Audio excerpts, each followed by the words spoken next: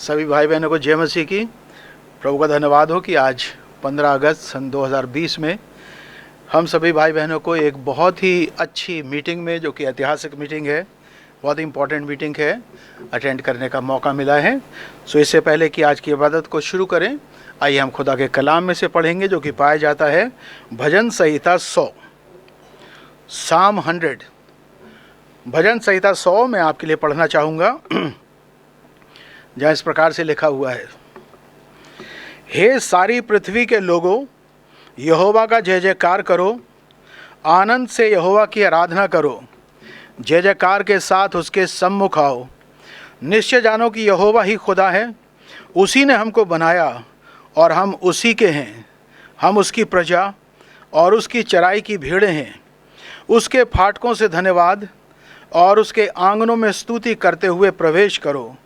उसका धन्यवाद करो और उसके नाम को धन्य कहो, क्योंकि यहोवा भला है, उसकी करुणा सदा के लिए और उसकी सच्चाई पीढ़ी से पीढ़ी तक बनी रहती है। खुदावन अपने कलाम के पढ़े और सुने जाने पर आशीष दे। आइए हम प्रार्थना में अपने सरों को झुकाएंगे, आंखों को बंद करेंगे और दुआ में चलेंगे। आसमान ज़मीन के खालिक और मालिक, हमारे जिंदा उद्धारकर्ता प्रभु यीशु मसीह के नाम और लहू के ज़रिए से खुदा बाप अनुग्रह के सिंहासन के सामने हम सभी हाजिर हैं। अपने गुनाहों का इकरार करते हैं जो कि हमसे जाने और अनजाने में ख्यालन फेलन कौलन हुए हैं। हम उनके लिए माफ़ी मांगते हैं और मिन्नत करते हैं आप हमारे पर रहम करें, क्योंकि आप हमारे पर दया करने वाले दया के सागर हैं और क्षमा की खान हैं। आप हमें सिद्ध करने वाले और धार्मिकता देने वाले यहोवा सिदकेनु हैं। अपनी धार्मिकता की चादर हमारे ऊपर ओढ़ा दें, ताकि हमारा गुनहगार नंगापन ना दिखाई दे, बल्कि आप ही की रास्तबाजी नज़र आए। खुदावंद यीशु मसीह, हम आपका बहुत धन्यवाद करते हैं कि आज से 16 साल पहले 15 अगस्त सन 2004 में इस कलीसिया गोशेन नई दिल्ली की स्थापना हुई और आज 16 साल कंप्लीट होने का फजल मिला है। आपकी अनुकंपा रही, आपकी दया रही, आपके पवित्र आत्मा की अगुवाई रही। आपने हमारा हाथ पकड़ के चलाया है, अपने कदमों में बना करके रखा है, पवित्र साय में छुपाया है, आत्मिक भोजन से तृप्त किया है, हमारे बीमारों को चंगा किया है, दिलों को शांति और खुशी बख्शी है। हर प्रकार से आत्मिक, सांसारिक, पारिवारिक रीति से आपने सुदृढ़ किया है, खुशहाल किया है, आनंदित रखा है। इसके लिए आज दिल की गहराइयों से प्रभु यीशु मसीह हम आपका शुक्रिया अदा करते हैं।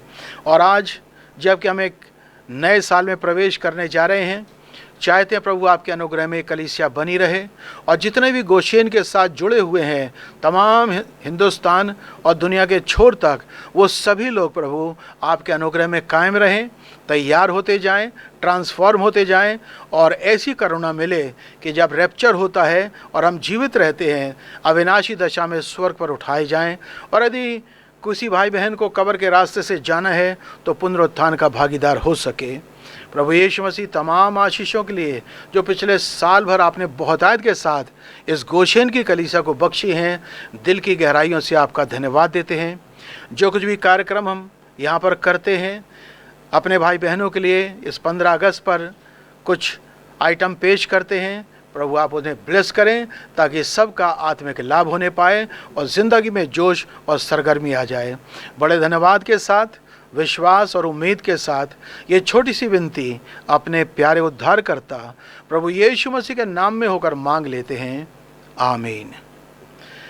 प्रभु यीशु मसीह का धन्यवाद हो कि आज एक बार फिर हम लोगों को मौका मिला है इस मीडिया के ज़रिए से। आज हमें मौका मिला कि अपने गोशेन चर्च में हम 2-4 लोग आकर के इस प्रोग्राम को रिले कर रहे हैं अपने उन भाई बहनों की खातिर जो अपने अपने घरों में होंगे, ताकि 15 अगस्त को आज इस प्रोग्राम को देख सकें, जबकि गोशेन की कलीसिया के 16 साल कंप्लीट हो रहे हैं। तो मैं कहूँगा आप सभी लोगों को ये गोशेन की एनिवर्सरी बहुत बहुत मुबारक हो। इस नए वर्ष में आप लोगों को अपने साथ रखें और अच्छा आत्मिक भोजन दें और जोश से भरें, ट्रांसफॉर्म करें, अपनी सूरत समानता में बदल दें, ताकि जब यीशु मसीह दुल्हन को लेने के लिए आता है तो एक बहुत बड़ा हिस्सा गोशेन से जाने पाए। पिछले 15 अगस्त से 19 से आज 15 अगस्त 2020 आ गया है और इस साल में बहुत उतार चढ़ाव आए हैं। खुदा की अद्भुत डीलिंग रही है, सामर्थी कर्म रहे हैं, अनुग्रह से भरा है, बरकतों से तृप्त किया है। और मैं ये कहना चाहूँगा, हमारे पास अल्फाज नहीं है कि हम किन शब्दों में अपने प्रभु यीशु मसीह का धन्यवाद करें। हमारे दिलों में खुदा के प्रति श्रद्धा और प्रेम भरा हुआ है और हम उसमें और बढ़ते जाना चाहते हैं। तो एक बार फिर मैं कहना चाहूँगा, इस 15 अगस्त सन 2020 जो कि गोशेन का 16वां साल हो रहा है और इसके साथ जितने भी गोशेन के चर्चेस हमारे साथ जुड़े हुए हैं, आप सबको बहुत बहुत मुबारकबाद। और हम अपने इस छोटे से कार्यक्रम को, जो कि आप सभी लोग जानते हैं कि चर्च सर्विस नहीं हो सकती है कोविड की वजह से, जो रेस्ट्रिक्शंस हैं और प्रिकॉशंस ली जा रही हैं हमारे देश में, कि गैदरिंग नहीं कर सकते हैं, तो चर्च सर्विस तो नहीं हो रही है।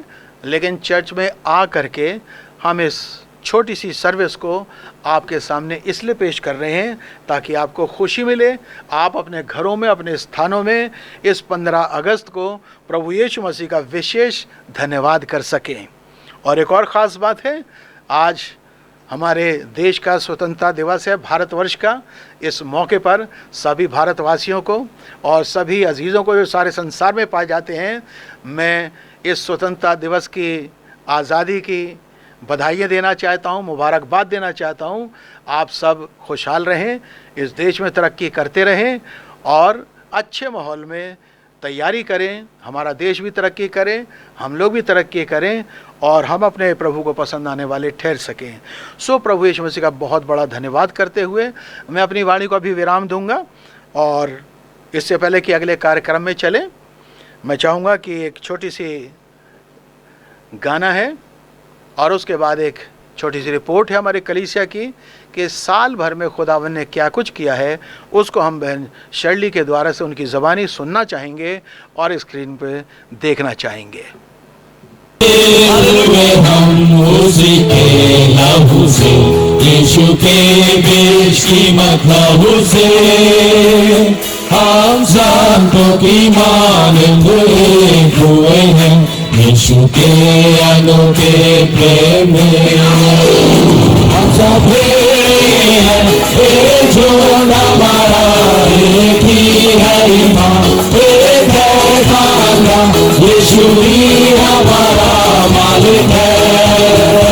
हालेलुया हालेलुया हालेलुया हालेलुया, यीशु ही हमारा मालिक है। एक ही बदन के हम सब हिस्से हैं, यीशु मसीहा जिसका संग है। एक ही बदन के हम सब हिस्से हैं, यीशु मसीहा जिसका संग है। हमारा है रूहानी मकान, आसमां हमारा है रूहानी मकान, हमको तो चुना है लेके नाम, हमको तो चुना है लेके नाम। हम सब बुलाए गए हैं, हम सब हैं एक जो हमारा, एक ही है नाम, एक है नाम, यीशु ही हमारा मालिक है। हालेलुया हालेलुया हालेलुया हालेलुया, यीशु ही हमारा मालिक है। वासी हमारा जामा है, सत्य हमारा पटका है। वासी हमारा जामा है, सत्य हमारा पटका है। भाईचारा है निशान अपना, भाईचारा है निशान अपना, सेवा के लिए चुने गए हैं हम, सेवा के लिए चुने गए हैं हम। सेवा अहब अपना हम सब हैं, एक चुना हमारा, एक ही है ईमान, एक है खाना, यीशु यीशु ही हमारा मालिक है। हालेलुया हालेलुया हालेलुया हालेलुया, यीशु ही हमारा मालिक है। भगवान की मान बुलाए गए, हालेलुया। आओ पवित्र आत्मा से सजे, भगवान की मान बुलाए गए हैं। आओ पवित्र आत्मा से सजे, आवती उसकी सदाएं सुनो, आवती उसकी सदाएं सुनो। आओ हम मिलकर सब आनंदित हो, आओ हम मिलकर सब आनंदित हो, और सब तैयार रहे। हम सब हैं एक झुंड हमारा, एक ही है ईमान, एक है प्रार्थना, यीशु ही हमारा मालिक है। हालेलुया हालेलुया हालेलुया हालेलुया, यीशु ही हमारा मालिक है। चले हो तुम खुदा के साथ, रास्ता सकरा है, खुदा का थाम रखना हाथ, रास्ता सकरा है। चले हो तुम, चले हो तुम, चले हो तुम। Praise the Lord. इस सकरे रास्ते पर 15 अगस्त 2019 को खुदा का कलाम इफिसियों की पुस्तक उसके दूसरे अध्याय और 19वीं आयत के द्वारा ये खुशखबरी लाया कि अब तुम परदेसी नहीं बल्कि खुदा के घराने के संगी स्वदेशी बन गए हो। इस घराने का मुखिया प्रभु यीशु मसीह है। हम सब भेड़े हैं, एक झुंड हमारा, एक ही है ईमान, एक है ख़ानदान, और यीशु ही हमारा मालिक है। बीते 15 अगस्त 2019 से आज 15 अगस्त 2020 में प्रभु ने अपने इस घराने, जिसे उसने ही गोशेन चर्च का नाम दिया है, उसकी अपने पंखों के तले रहनुमाई करी है। चाहे हम ज़मीनी सरहदों में कहीं भी पाए जाते हैं, लेकिन हमारा एक ही आत्मा में बपतिस्मा हुआ है और हमें एक ही बदन में साटा गया है। बीते इस साल में खुदा ने हमारी ज़िंदगियों में जिस्मानी और रूहानी खुराक से मजबूती दी और हर मुश्किल और मुसीबत से बचाया है। गोशेन में चंगाइयों के सिलसिले चलते रहे, जैसे भाई मार्शल को शॉर्ट टर्म मेमोरी लॉस से चंगाई मिली, बहन स्मिता को स्पाइन कंप्रेशन से संपूर्ण छुटकारा मिला, छोटे शान जोसेफ को पहले तो घुटनों की स्वेलिंग और फिर बर्न इंजरी से चंगाई मिली, हमारे भाई बेंजी को हाई बीपी के कारण आईसाइट खत्म होने से बचाया, और सिस्टर ग्रेस को स्पाइनल ट्यूमर से चंगाई ही नहीं मिली बल्कि अद्भुत तरीके से प्रभु ने उनके ब्लड एचबी को भी बढ़ाया। ऐसे ही 3 महीने तक कमज़ोरी, फिट्स, यूरिन इन्फेक्शन के कारण अस्पताल और घर के बीच जूझ रहे भाई आर्थर, जिनकी मसीह में सोने की उम्मीद से रिश्तेदारों ने आखिरी मुलाकातें निभाईं, वो दुआओं और विज़िट के वसीले जो पास्टर भाई जोएल ने करी, कलीसिया में रिस्टोर होने पाए। ये नौकरी मिलना हो, एक्सीडेंट से बचाना, छोटी और बड़ी चंगाइयाँ हों या अद्भुत काम, गवाहियों का सिलसिला गोशेन में जारी ही रहा। हमारे बीच खुशियों के मौके आए, जैसे 31 अक्टूबर 2019 भाई जगरूप की शादी बहन सपनप्रीत से अमृतसर पंजाब में होने पाई, जिसमें सारी कलीसिया ने वहां जाकर शिरकत करी।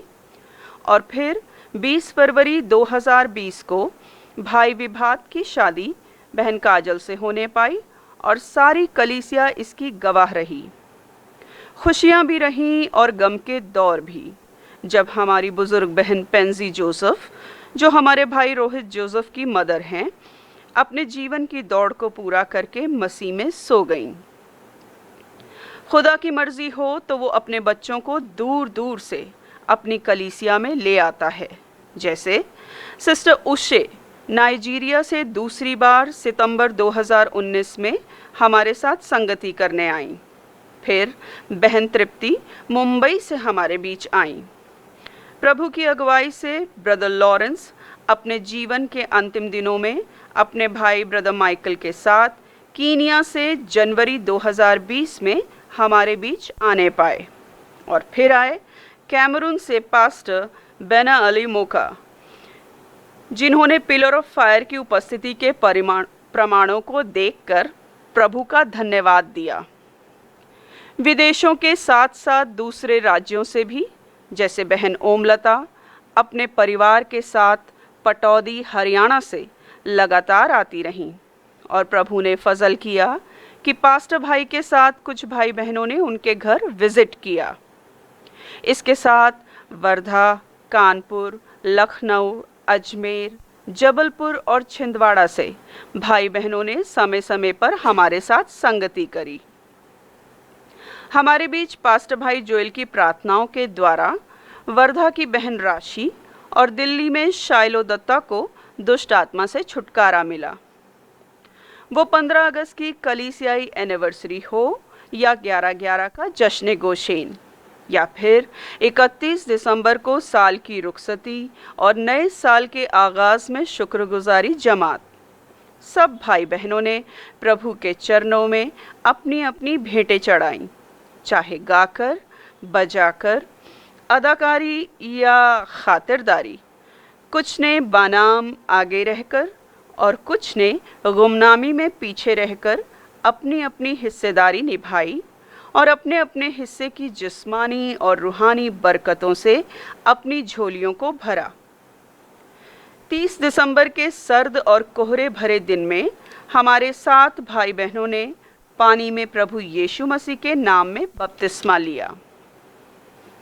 पास्टर भाई जोएल के जरिए संपूर्ण गोशेन चर्च के भाई बहनों ने आत्मिक जीवन के लिए प्रभु यीशु मसीह के द्वारा अगुवाई, रहनुमाई, चंगाई और मुश्किल वक्त में उनकी प्रार्थनाओं के जरिए रिहाई पाई। इसके लिए भाई ने न सिर्फ दिन रात फ़ोन पर प्रेयर्स करी, बल्कि लोकल घरों से लेकर जहां भी प्रभु की अगुवाई मिली, विजिट करके भाई बहनों को सहारा दिया, जैसे वर्धा, जबलपुर, कानपुर, लखनऊ, छिंदवाड़ा, अजमेर आदि। इधर दिल्ली में भाई सूर्यवंशी, भाई मार्शल और बहन सीमा ने अपने घरों पर कॉटेज मीटिंग का आयोजन किया। इन सबके बीच कलीसिया में एक अद्भुत सी घटना घट रही थी, जिसमें हमारी 4 बहनें, बहन ट्रीजा अब्राहम, अनुजा दत्ता, पूजा चेरे और मोनिका इफ्राइम, एक ऐसे दौर से गुजरी कि चारों बहनों के जीवन में माँ बनने और नए जीवन को लाने की घटना न सिर्फ जिस्मानी बल्कि रूहानी गवाही का जरिया बनी। इन चारों के लिए कंसीव करना ही मुश्किल था, क्योंकि मिसकैरेज और एक्टोपिक के साथ नॉर्मल इंट्रायूट्राइन प्रेगनेंसी होने की संभावना को डॉक्टर्स ने नकार दिया था और अपंग औलाद और माँ को जान का खतरा होने से डराया था। फिर थ्रू आउट प्रेगनेंसी बार बार शैतान ने उस छोटे जीवन को खतरों से घेरा। लाइफ रिस्किंग सिचुएशंस में कई बार हॉस्पिटल जाना पड़ा, लेकिन खुदा ने ही अपनी दया अपने दास पास्टर भाई जोएल के द्वारा करी गई प्रार्थनाओं के वसीले और कलीसियाई प्रार्थनाओं को कबूल करके इन चारों बहनों को इस मुश्किल दौर में संभाल कर इनको और इनके परिवारों को तंदुरुस्त बच्चों से नवाजा। जैसी समस्या आई वैसी ही भाई जोएल ने प्रार्थना करी, यहाँ तक कि पैदाइश का दिन और वक्त भी जैसा भाई ने कहा था वैसा ही पूरा हुआ। तो इस तरह नए जन्म की ये खुशियाँ और बरकतें हमारे गोशेन परिवार में Abner Abraham, Eshcol Ephraim, Cherub Datta और आशेर चेरे के नन्हे चेहरों में मुजस्सम होने पाई। प्रभु ने अपने दास के द्वारा साल 2019 के अंतिम संदेश में यही कहा था कि जहाँ भी आप ब्लॉक होगे, जहाँ सारी आशाएं ख़त्म हो जाती हैं, वहीं all sufficient, all powerful, all satisfier, life and resurrection वाला अल शद्दाई खुदा साथ खड़ा है, जिसने अब्राहम, इसहाक और याकूब की बांझ बीवियों को औलादों से नवाजा। वो आज और हमेशा एक सा जिंदा खुदा है। उसकी योजना महान है और मनुष्यों के चित्त में समा नहीं सकती।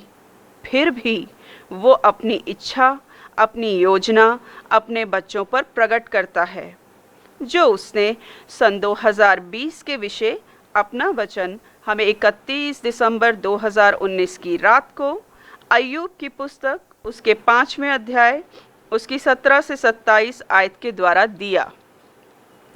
Be alert. अब खुदा तुम्हारी गलती पर ताड़ना तंबी करेगा ताकि फाइनल सुधार हो।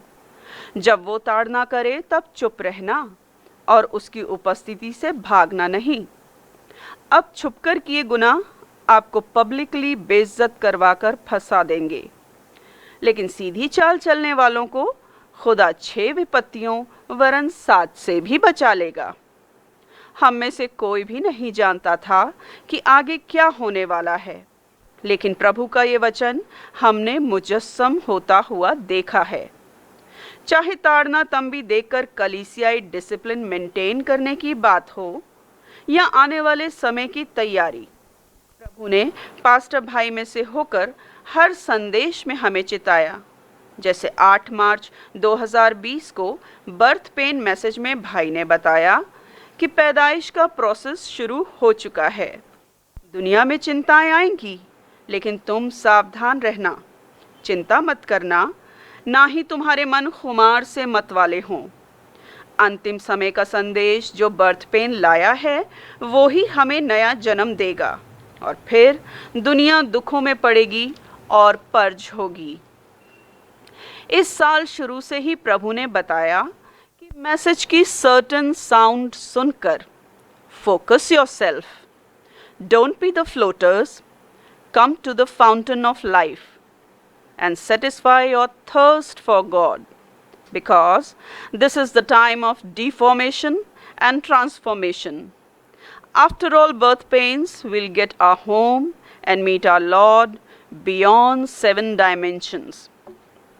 और फिर ठीक 19 मार्च को कोरोना वायरस से प्रिकॉशन के लिए सरकारी फरमान में जनता कर्फ्यू का ऐलान हुआ, और जिसकी वजह से 22 मार्च संडे कलीसियाई मीटिंग नहीं होने पाई। और फिर शुरू हुआ लॉकडाउन। हर कोई अपने घर में जैसे कैद हो गया। सब रिलीजियस प्लेसेस और गैदरिंग्स बंद हो गईं। लेकिन ऐसे में भी पास्टर भाई जोएल ने प्रभु की सेवा में वचन और संदेश को आगे बढ़ाते रहने का फैसला लिया और छतरपुर में आकर 58 दिनों तक अपने घर के आराम को छोड़कर खुदा के बच्चों को आत्मिक भोजन देने के लिए हर संडे मैसेज रिकॉर्ड करके YouTube के ज़रिए पहुंचाया। और अब तक भी, जबकि अनलॉक पूरी तरह नहीं हो पाया है, मैसेज हर हफ्ते पहुंचाया जा रहा है, जिससे इन संकट के दिनों में बहुत सहारा मिला है। इस काम के लिए जिन भाई बहनों और परिवारों ने अपनी सेवाएं प्रदान करी हैं, प्रभु उन्हें बहुत बहुत आशीष दे। मार्च से लेकर अब तक हमने संसार में उन विपत्तियों को देखा जिनके विषय संदेश आया था। वो चाहे मृत्यु, युद्ध की तलवार, वचन रूपी कोड़ा, विनाश, उजाड़ या अकाल हो। हम प्रभु का धन्यवाद देते हैं कि कलीसिया में हर शख्स को सुरक्षित रखा, न सिर्फ महामारी से बचाया, बल्कि इस इकोनॉमिक क्राइसिस के समय में सबकी शारीरिक ज़रूरतों को भी पूरा किया। हमारे भाई बहन जो इस महामारी में अस्पतालों में काम कर रहे थे, उनकी भी हिफाजत करी। ये सच है कि इस बीच सबके जीवन में बहुत सी गवाहियाँ रही हैं जो हम सब ने आपस में शेयर करी हैं फ़ोन पर, एक दूसरे का हाल चाल जाना और मौका मिला तो विज़िट भी किया। इस बीच लगातार आने वाले फ़ोन कॉल्स में भाई जोएल ने लोगों के लिए प्रार्थनाएं करी, अपनी बातों सलाहों के द्वारा डिप्रेशन से निकाला, मार्गदर्शन किया, सुधार किया। यहाँ तक कि जब मैसेज रिकॉर्ड हुआ तो प्रभु ने अपनी प्रेजेंस को सुपरनैचुरली प्रकट किया, जिसे हमने 12 अप्रैल के रिजरेक्शन वाले मैसेज में देखा। तो इस तरह हर अप्स एंड डाउन्स के बीच जैसा वचन आया वैसा ही हमने होते हुए देखा। अरे यहाँ तक कि ये आयत भी कि तुझे बनेले जंतुओं से डर न लगेगा और वन पशु, जबकि वो तो जंगल में रहते हैं, लेकिन हमने दुनिया भर में उन्हें वचन अनुसार शहरों, बस्तियों और सड़कों में देखा। ये दुनिया हालातों को नहीं समझती, इसीलिए तो घबराती है, लेकिन विश्वासी निर्बल तो होता है लेकिन निराश नहीं, क्योंकि वो जानता है हर बात मिलकर भलाई ही उत्पन्न करेगी। हर दिन हर पल प्रभु से मिलने का समय निकट आता जा रहा है। प्रभु से हमारी यही प्रार्थना है कि आने वाले समय में यदि प्रभु चाहे तो हमें फिर कलीसियाई संगति प्रदान करे, और यदि इस बीच ही उसका आना हो तो हम सब तैयार पाए जाएं। इसीलिए आप सबको यही कहते हैं, शालोम। प्रभु की शांति आपके साथ रहे। आमीन। Praise the Lord. एक बार फिर प्रभु यीशु मसीह का धन्यवाद हो कि आज 15 अगस्त सन 2020 में हमको मौका मिला है कि इस छोटे से प्रसारण के द्वारा से अपने सभी भाई बहनों तक वो संदेश पहुंचा सकें धन्यवाद का, जो कि खुदावंद यीशु मसीह के रहम से हम लोगों को हासिल हुआ है कि 1 वर्ष और हम प्रभु के रहम से गुजार सके। तो आइए हम खुदा के कलाम से पढ़ने के लिए निकाल लेंगे यहोशू की पुस्तक और उसका पहला अध्याय और उसकी पहली आयत से लेकर 9वीं आयत तक। यहोशू 1 बाब और पहली आयत से लेकर 9वीं आयत तक, जहाँ इस प्रकार से लिखा हुआ है। यहोवा के दास मूसा की मृत्यु के बाद यहोवा ने उसके सेवक यहोशू को, जो नून का पुत्र था, कहा, मेरा दास मूसा मर गया है, सो अब तू उठ, कमर बांध और इस सारी प्रजा समेत यरदन पार होकर उस देश को जा जिसे मैं उनको अर्थात इस्राएलियों को देता हूँ। उस वचन के अनुसार जो मैंने मूसा से कहा, अर्थात जिस जिस स्थान पर तुम पाँव धरोगे वो सब मैं तुम्हें दे देता हूँ। जंगल और उस लबानोन से लेकर परात महानद तक और सूर्यास्त की ओर महासमुद्र तक हित्तियों का सारा देश तुम्हारा भाग ठहरेगा। तेरे जीवन भर कोई तेरे सामने ठहर ना सकेगा। जैसे मैं मूसा के संग रहा वैसे ही तेरे संग भी रहूँगा, और ना तो मैं तुझे धोखा दूंगा और ना तुझको छोड़ूंगा। इसलिए हियाव बांधकर दृढ़ हो जा, क्योंकि जिस देश के देने की शपथ मैंने इन लोगों के पूर्वजों से खाई थी उसका अधिकारी तू इन्हें करेगा। इतना हो कि तू हियाव बांधकर और बहुत दृढ़ होकर जो व्यवस्था मेरे दास मूसा ने तुझे दी है उन सब के अनुसार करने में चौकसी करना, और उससे ना तो दाहिने मुड़ना और ना बाएं। तब जहाँ जहाँ तू जाएगा वहाँ वहाँ तेरा काम सफल होगा। व्यवस्था की ये पुस्तक तेरे चित्त से कभी ना उतरने पाए। इसी में दिन रात ध्यान दिए रहना, इसलिए कि जो कुछ उसमें लिखा है उसके अनुसार करने की तू चौकसी करे, क्योंकि ऐसा ही करने से तेरे सब काम सफल होंगे और तू प्रभावशाली होगा। क्या मैंने तुझे आज्ञा नहीं दी? हियाव बांधकर दृढ़ हो जा, भय ना खा और तेरा मन कच्चा ना हो, क्योंकि जहाँ जहाँ तू जाएगा वहाँ वहाँ तेरा खुदा यहोवा तेरे संग रहेगा। खुदावंद अपने कलाम के पढ़े और सुने जाने पर आशीष दे। आइए हम प्रार्थना में अपने सरों को झुकाएंगे और आँखों को बंद करेंगे। आसमान ज़मीन के खालिक और मालिक हमारे ज़िंदा उद्धार करता प्रभु यीशु मसीह, हम आपका धन्यवाद देते हैं आज इस नए वर्ष में, जबकि 16 साल कंप्लीट करते हुए 17वें वर्ष में आपने दाखिल होने का फजल दिया है। इस गोशेन की छोटी सी कलीसिया को नई दिल्ली में हम दिल की गहराइयों से आपका धन्यवाद देते हैं उन सभी आशीषों के लिए जो प्रत्येक विश्वासी को आपने इस गत वर्ष में प्रदान करी हैं। और आपसे मिन्नत करते हैं कि इस नए साल में हम सभी लोग आपकी निगाहों में पसंद आने वाले बन सकें, सबको अच्छी सेहत तंदुरुस्ती प्रदान करें, पवित्र वचन का अभिषेक दें, अपने आत्मा से भरें, अपनी राहों में चलने की शक्ति प्रदान करें, शैतान की हर एक चाल के ऊपर जयवंत करें और प्रतिदिन आपकी सूरत और समानता में हम सभी लोग अंश अंश करके बदलते चले जाएं और उस स्थान तक पहुंच सकें कि जब आप अपनी दुल्हन को लेने के लिए आते हैं तो गोशेन से एक बड़ा हिस्सा आपकी दुल्हन के रूप में स्वर्ग पर पहुंचाया जाए। सभी भाई बहनों को जो हमारे साथ जुड़े हुए हैं अपनी शुभकामनाएं इस मौके पर रखते हैं, आपका दिल की गहराइयों से धन्यवाद देते हैं। प्रभु आज के लिए संदेश दीजिए, मेरी ज़बान को छू के पाखरू से मसा करें ताकि सिर्फ आप ही की बातें बोल सकूं। सुनने वालों के हृदय और कान का खतना करें और पाखरू का मसा दें ताकि आपका वचन लोगों के हृदय में इज्जत के साथ बैठे और पूरा फल लेकर आ सके। एक बार फिर प्रभु यीशु मसीह आपका स्वागत करते हुए, धन्यवाद करते हुए, छोटी सी विनती अपने प्यारे उद्धारकर्ता प्रभु यीशु मसीह के नाम में होकर मांग लेते हैं, आमीन।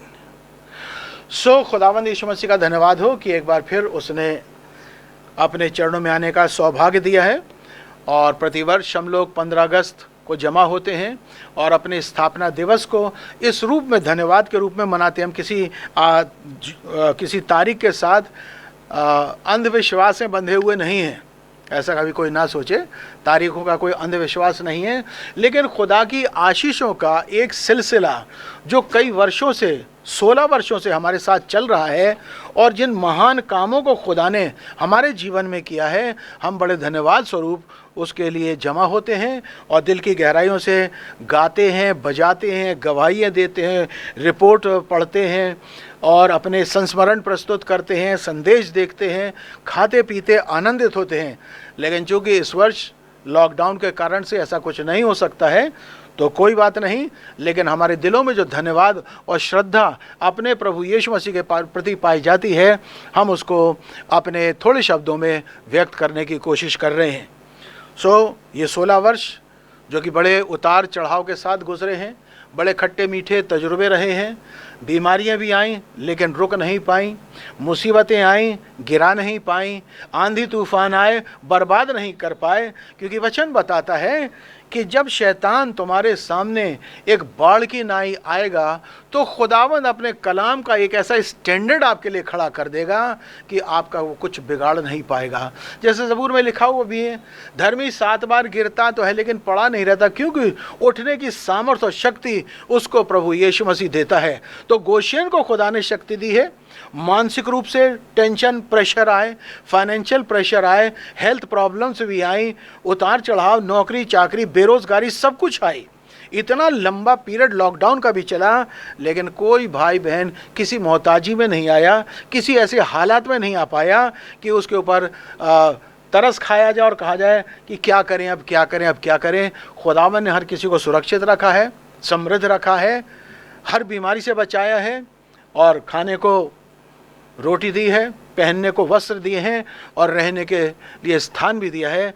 और इन सब दुनियावी आशीषों के लिए हम धन्यवाद देते ही हैं, साथ में बड़ा धन्यवाद हम देते हैं उन आत्मिक आशीषों के लिए कि खुदा ने अपने बच्चों के जीवन में जो एक धीरज उत्पन्न किया है, जो एक दूसरे के प्रति प्यार उत्पन्न किया है, खुदावंद की सेवा, उसके बच्चों की सेवा करने का जो जज्बा उत्पन्न किया है, हर जगह काम में हाथ बढ़ाने के लिए जो इच्छाएं पैदा करी हैं, खुदा ने करुणा डाली है लोगों के जीवन में, प्रेम डाला है, सेवा भावना डाली है, विश्वास डाला है।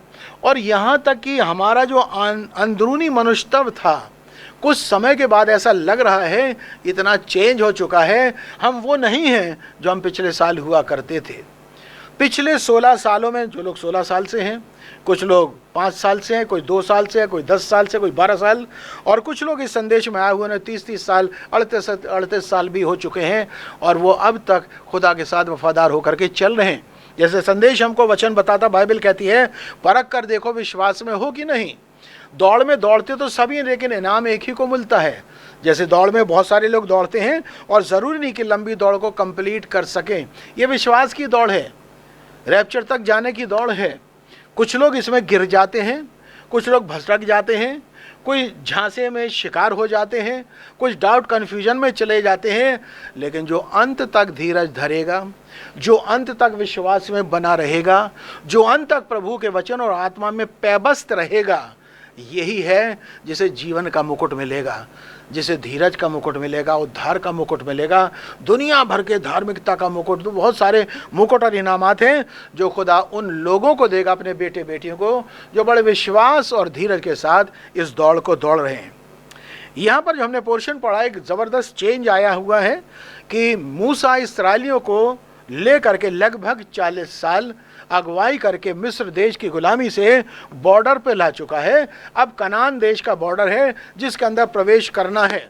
इस कनान देश में दाखिल होने के लिए खुदावन ने वादा करा था, इब्राहिम से, इसहाक से किया था, याकूब से किया था, और मूसा से भी कहा था कि मैं तेरी अगुवाई में इन इस्राएलियों को ले जाऊंगा और कनान देश में बसा दूंगा। और ये वहाँ तक आ चुके हैं। और ये वो घटना तब की है कि जब मूसा अपनी दुनियावी दौड़ को पूरा करके इस संसार से जा चुका है। अब उसका जो लेफ्टिनेंट है, उसका जो असिस्टेंट है, उसका प्रिय चेला भी है, एसोसिएट भी है, बहुत अच्छा खुदा के भवन में बना रहने वाला जवान है जिसका नाम यहोशू है। अब ये बागडोर संभालता है। और मरने से पहले खुदावन ने कहा था, मूसा अपना हाथ यहोशू के सर पर रख, उसे आशीर्वाद दे और अगले लीडर का अपॉइंटमेंट उसका कर दे, ताकि इस्राएलियों की अगुवाई करके वो कनान देश में प्रवेश करा सके। और जब कनान देश में प्रवेश कराना है, इसका अभिषेक हो चुका है, इसका अपॉइंटमेंट ऑर्डिनेशन हो चुका है, मोजेस सीन से जा चुका है। यहोशू के आगे एक बहुत बड़ा काम है, और बहुत बड़ा काम यह है कि कनान देश में जो 7 जातियां रहती, और भी बहुत सारी, लेकिन बड़ी बड़ी 7 जातियां थीं, उनसे लड़ाइयाँ लड़ना पड़ेगा, उनको हराना पड़ेगा, उनकी जगहों को जीतना पड़ेगा। और उसके बाद असली काम कि जो 12 गोत्र हैं उनको ज़मीन का बंटवारा करके देना पड़ेगा। तो एक ज़बरदस्त जिम्मेदारी का काम है। यहोशू कैसे करेगा?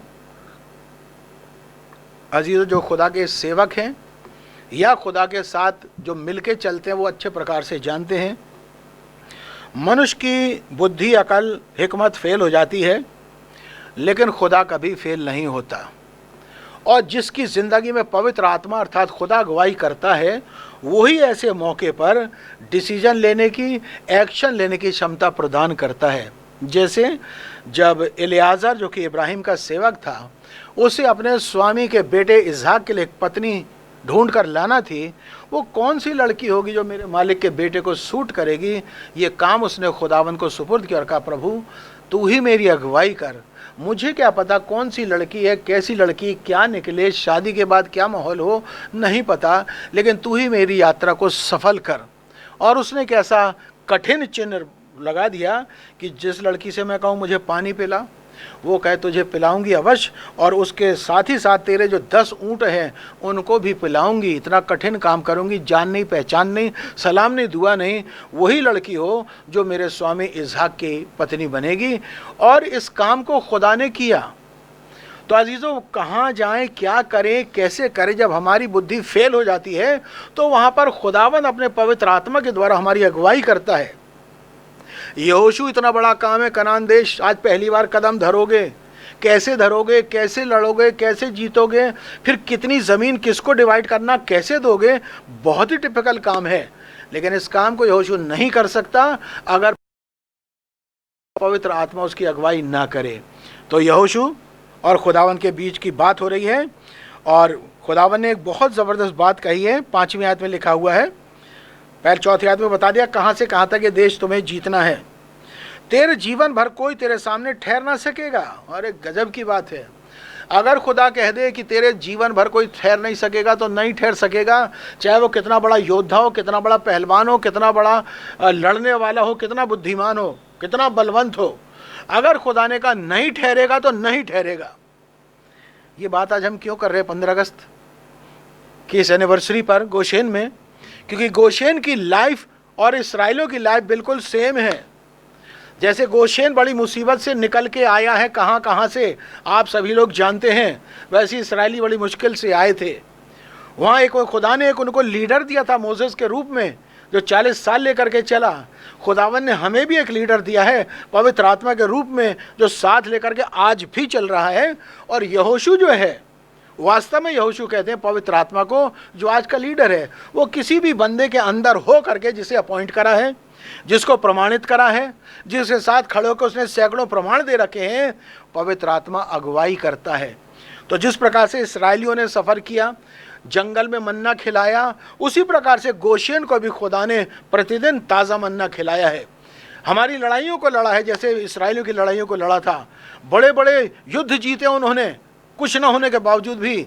गोशेन में भी बड़े बड़े युद्ध जीते गए हैं, कुछ न होने के बावजूद भी। तो यहोशू से कह रहा तेरे जीवन भर कोई तेरे सामने ठहर ना सकेगा। तो गोशेन के लिए एक बहुत ही मुबारक बात है जो गोशेन के साथ जुड़े हुए हैं, या यूं कहूँ गोशेन जब तक खुदा के अनुग्रह में बना हुआ है। अगर गोशेन बिगड़ जाए, दुनियावी चाल पे आ जाए, शैतान के पीछे चलने लगे, ये गोशेन ध्वस्त होकर के जीरो होके ब्लास्ट होके ख़त्म हो जाएगा। लेकिन अगर ये गोशेन खुदा के वचन और आत्मा के अनुसार चलता रहेगा तो इस गोशेन के जीवन भर कोई इसके सामने ठहर नहीं सकेगा। और कौन है इसको बिगाड़ने वाला, लड़ने वाला? इंसान तो एक कठपुतली होता है, वो सामर्थ्य है शैतान की, जो अलग अलग रूपों में, इंसानों के रूप में, शिक्षा के रूप में, बहकावे के रूप में, संस्था के रूप में, ऑर्गेनाइजेशन के रूप में, लालच के रूप में, धोखे के रूप में, घमंड के रूप में, डिप्रेशन के रूप में लोगों को हराना चाहता है। लेकिन गोशेन वासियों, अगर आप खुदा के वचन में बने हुए हैं तो आपके लिए इस वर्ष खुदा का वचन ये कह रहा है, जीवन भर तुम्हारे सामने कोई भी ठहर नहीं पाएगा। और ये समझिए दस से द लॉर्ड है, अर्थात खुदा का वचन कह रहा है, मैं तो उसे केवल पढ़ रहा हूँ। तेरे जीवन भर कोई तेरे सामने ठहर ना सकेगा। जैसे मैं मूसा के संग रहा वैसे तेरे संग भी रहूंगा। जैसे मूसा के संग रहा, तुमने देखा ना 40 साल मैं कैसे साथ रहा हूं। मैं तो कहूँगा गोशेन, तुमने जब से गोशेन ज्वाइन किया है, या कहूँ जब से गोशेन में आपने जन्म लिया है, तब से तुमने देखा खुदा ने कैसे हाथ पकड़ के चलाए हैं। कौन सा दिन, कौन सा हफ्ता, कौन सा महीना, कौन सी चीज़ ऐसी गई है जिसमें खुदा ने आपको अपने हाथों में लेकर के, गोद में लेकर ना चलाया हो। तो जिस प्रकार से एक दौर गुजर चुका 16 साल का, इसको हम कह सकते हैं मूसा का दौर गुजर चुका है। जिस प्रकार से खुदा ने 16 साल हमें कितने मुसीबतों से, कितनी समस्याओं से, शैतान के बड़े बड़े प्रपंचों से बचाया है। हम डर डर के नहीं चले हैं, हम रो रो के नहीं चले हैं, हम घिघिया घिघिया के नहीं चले हैं, हम बड़े विश्वास से चले हैं, कॉन्फिडेंस से चले हैं, हिम्मत से चले हैं, दिलेरी से चले हैं। मौत का सामना हमने किया, दुश्मनी का सामना हमने किया, बड़े बड़े युद्ध हमने लड़े हैं, और खुदावन ने विक्ट्री बड़े आराम से दिलाई है। तो कह रहा जैसे मैं मूसा के साथ रहा वैसे मैं तेरे संग भी रहूंगा।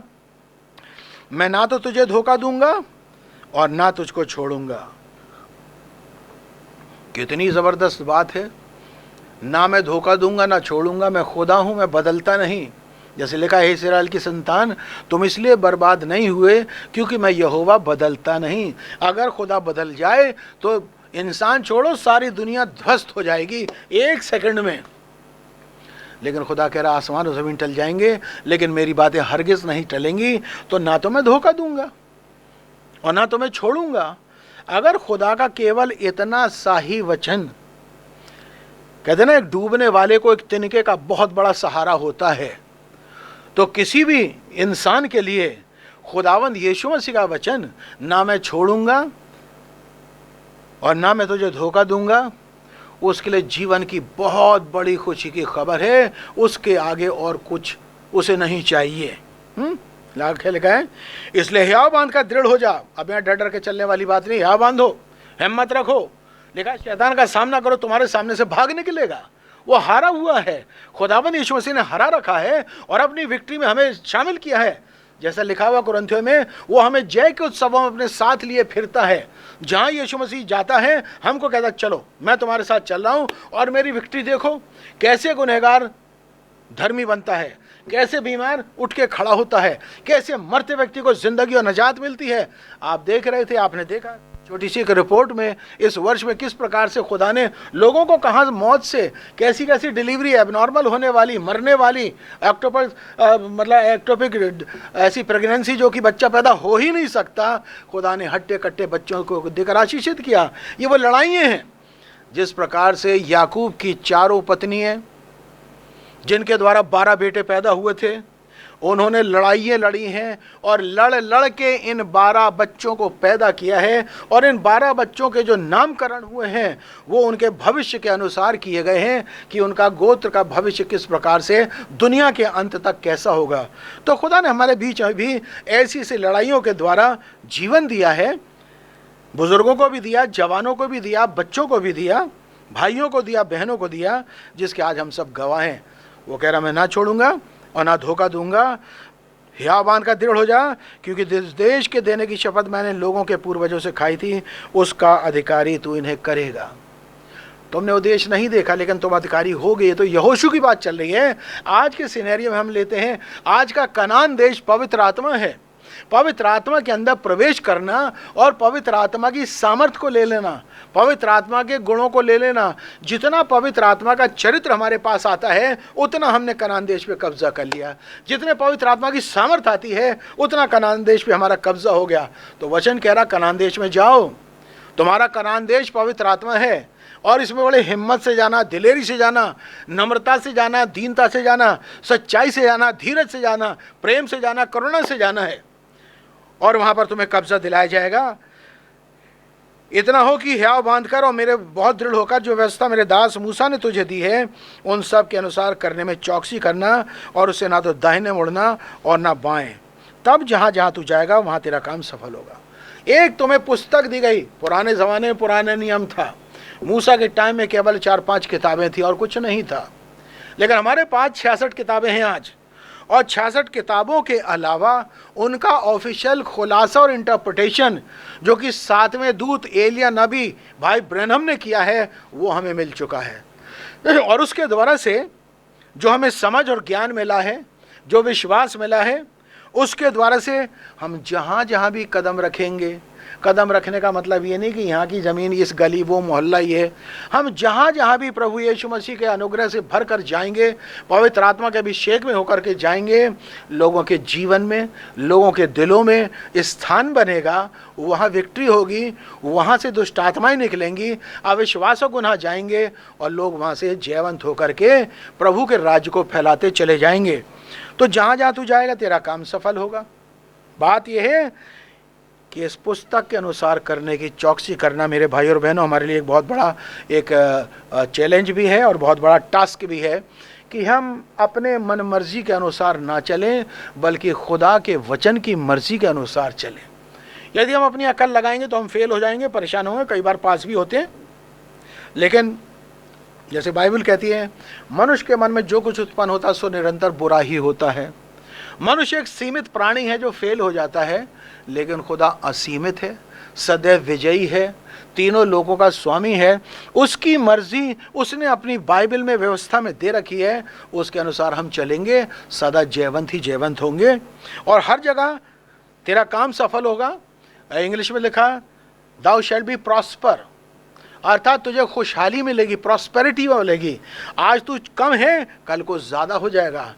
जैसे मॉनेटरी भाषा में कहें कि आज शायद तू लखपति है तो कल को करोड़पति हो जाएगा। आज तू एक झुग्गी झोपड़ी में रहता है कल को बहुत बड़ी कोठी में रहेगा। आज तू केवल 5वीं क्लास तक पढ़ा हुआ है कल को तू यूनिवर्सिटी पहुंच जाएगा। अर्थात दुनियावी हिसाब से एग्जाम्पल है ये, आत्मा में आप आज जहाँ हैं उससे ऊपर पहुँच जाओगे अगर वचन के अनुसार चलते रहोगे। आज जहाँ आपका विश्वास थोड़ा सा है कल को बहुत ज़्यादा होगा। आज आपकी सेवा छोटी सी है कल को बहुत बड़ी सेवा हो जाएगी। आज आपकी विक्ट्री थोड़ी सी है कल को बहुत बड़ी विक्ट्री होगी। अर्थात आप जहाँ जहाँ जाते जाओगे आप सफल होते चले जाओगे। उतार चढ़ाव से कभी फिक्र मत करना। विश्वासी के जीवन में हमेशा उतार चढ़ाव आते हैं, लेकिन वो सदैव विक्टोरियस होकर के आगे बढ़ता ही जाता है और तरक्की करता है। व्यवस्था की पुस्तक तेरे चित्त से कभी ना उतरने पाए, तेरे चित्त से, तेरे दिल से व्यवस्था की पुस्तक कभी उतरने ना पाए। इसको कभी भी डाइल्यूट नहीं करना, कभी भी इसको लापरवाही नहीं करना, और कभी भी इसको पढ़ने और पालन करने में ढीलापन मत करना। तुम्हारे दिल पे ये छपी रहे। जैसे मूसा ने जब व्यवस्था विवरण 6 अध्याय पढ़ेंगे तो उसकी 5वीं आयत से आगे लिखा, 5वीं 6वीं 7वीं आयत में लिखा है कि देख, ये जो नियम और विधियां मैं बताता हूँ, खुदा कह रहा है मूसा, इनको अपने बाल बच्चों को, घरों परिवारों को, सबको सिखाना, लिखाना, बताना, और कहना अपने बाजूबंद पे बांध ले, लिख करके घर की चौखटों पे लगा लें, दीवारों पे लगा लें। क्यों? ताकि जब घर में घुसे तो खुदा की वचन सुनाई दे, और जब घर से बाहर जाएं तो ये आयत लिखी हुई है। बहुत अच्छा होता। अभी हम गए थे, अजमेर गए थे, और वहाँ पर जाकर हम पहुँचे भाई थापा के यहाँ, और भाई इफ्राहिम के यहाँ जब घरों में पहुँचे तो घुसते ही 7 सीढ़ियों से जैसे ऊपर चढ़े, सामने बोर्ड लगा आयतें, दीवार पे 3-4 आयतें, उस कमरे में आयतें, वरांडे में आयतें। इन दोनों घरों में जहाँ जहाँ हम गए अजमेर में देखा तो चारों तरफ बड़ी अच्छी अच्छी आयतें लिखी हुई थी। और उसको देख करके आदित्य बोलते हैं कि एक चीज़ हमें आपके घर में बहुत अच्छी आई कि आपके घर में चारों तरफ आयतें लिखी हुई हैं। तो मैं सोच रहा था मन में, ये मूसा को दी गई वो आज्ञा है जो खुदा ने कहा था इनको लिख करके चौखटों पर, दीवारों पे, बाजूबंद पे, इधर उधर लगा देना। किस लिए? डेकोरेशन के लिए नहीं। डेकोरेशन के लिए देखिए आप, यहाँ फूल लगे कितने अच्छे लग रहे हैं, कितनी बढ़िया लड़ियाँ हैं, बहुत अच्छा लग रहा है, ये डेकोरेशन है। लेकिन जो आयतें लिखी हैं वो वर्ड ऑफ गॉड है, वो जिंदगी और नजात है, उसमें खुदावंद पाया जाता है। तो जब आप उनको पढ़ोगे बार बार आते जाते उठते बैठते, तो वो आयतें आपके दिल में बैठ जाएंगी। और जब आपको फैसले करने का मौका आएगा जीवन में, तो आयतें सामने आएंगी। देखो तुमने पढ़ा है, देखो दीवार पे लिखा हुआ है, देखो कैलेंडर पे लिखा हुआ है, देखो वहाँ पे तुमने हर सवेरे घर से निकलते समय तो आगे लिखा हुआ है। ऐसा करने से क्या होगा? 8वें आयत में लिखा है, इसी में दिन रात ध्यान दिए रहना, इसलिए कि जो कुछ उसमें लिखा है उसके अनुसार करने की तू चौकसी करे, क्योंकि ऐसा ही करने से तेरे सब काम सफल होंगे और तू प्रभावशाली होगा। ऐसा ही करने से, कैसा करने से?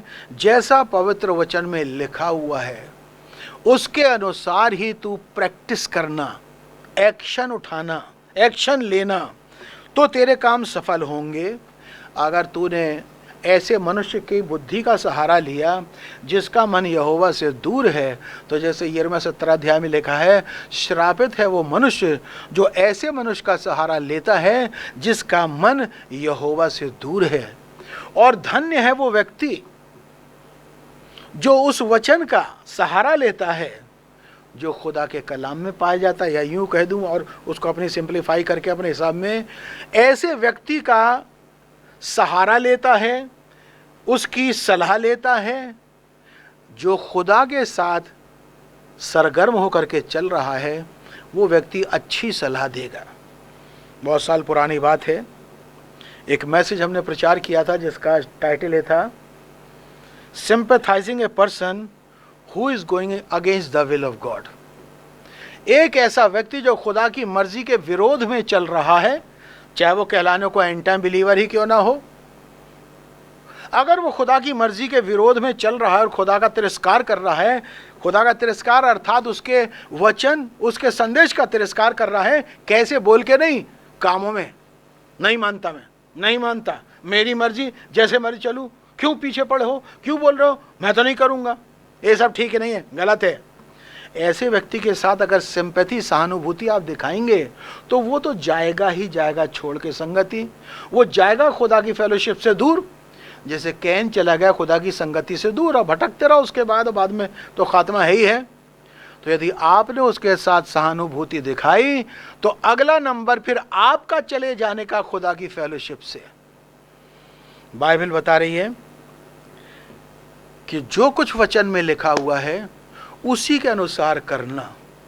लेकिन बहुत से लोग जिनका मन भटक जाता है वचन से, वो अपनी मनमर्जी चलाने लगते हैं, अपनी फिलॉसफी ले आते हैं, अपनी डॉक्ट्रिन ले आते हैं, नहीं तो खुदा के प्लान्स जो एग्जीक्यूट हो रहे हैं उनका विरोध ही करने लगते हैं।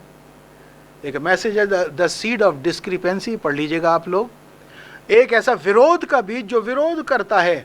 कलीसिया में कई बार ऐसा हो जाता है कि किसी व्यक्ति के मन में विरोध आ जाता है, और जब विरोध आ जाता है तो कलीसिया के उन सभी कामों का, विचारों का, संस्कारों का विरोध करने लगता है। जिस प्रकार से कोरा और दातान मूसा का विरोध करने लगे थे कि तू अपने आप को बड़ा समझता है, क्या तुझसे ही खुदा बात करता है, तू ही धर्मी और पवित्र है, क्या तुझे ही ख्वाब दिखाई देते हैं, क्या हमें नहीं दिखाई देते, हमसे बात नहीं करता, क्या हम लेवियों के गोत्र के नहीं हैं, क्या हम धर्मी नहीं हैं।